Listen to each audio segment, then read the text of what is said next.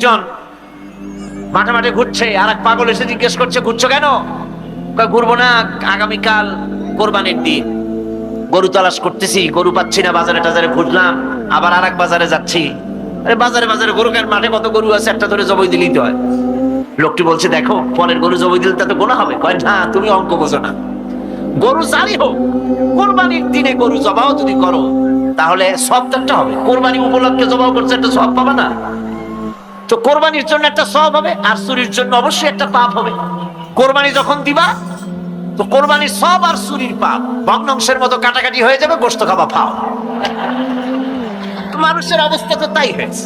মানুষের অবস্থা হয়েছে শবে বরাতে সারা রাত জাগবো, কান্দাকাটি করবো, ফাও ফাও গুনাহ মাফ হয়ে যাবে, আর গোশত রুটি তো আছেই, যদ্দূর পারলাম খাইলাম। পরের দিন টু ফুর্তি, নো চিন্তা। নাউযুবিল্লাহি মিন যালিক।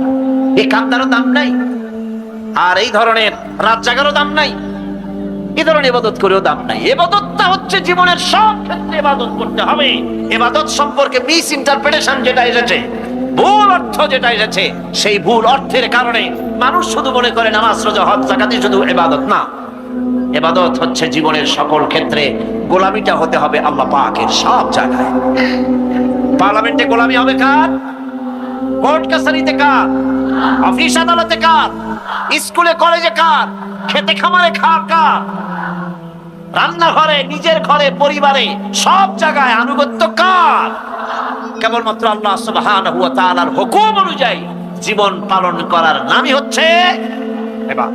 এই ইবাদত, নামাজ পড়ার নাম ইবাদত, নামাজ না পড়ার নামও ইবাদত।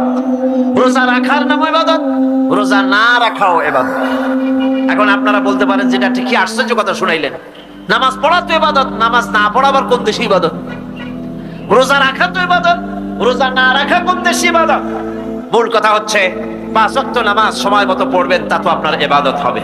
কিন্তু সূর্য উদয়ের সময়, সূর্য ঠিক মাথার উপরে থাকার সময়, সূর্য ঠিক অস্তগামী হওয়ার সময় নামাজ পড়া জায়েজ নাই, সেজদা করা জায়েজ নাই, হারাম করা হয়েছে। সুতরাং এই 3 সময় নামাজ না পড়াটাই ইবাদত। সারা বছর রোজা রাখবেন, ইবাদত হবে। কিন্তু 2 ঈদের 5 দিন রোজা রাখা হারাম করা হয়েছে, ওই 5 দিন রোজা না রাখাটাই, তার অর্থ হলো জীবনের সমস্ত কাজটাই হলো ইবাদত হবে, যদি মুসলমান আল্লাহর হুকুম মাফিক তার জীবনকে পরিচালনা করে। আপনার চোখের চাহনিটাও তো ইবাদত হবে। সুবহানাল্লাহ। এই চোখ দিয়ে গুনাহ কামাই করা যাবে, আবার এই চোখ দিয়ে সওয়াব কামাই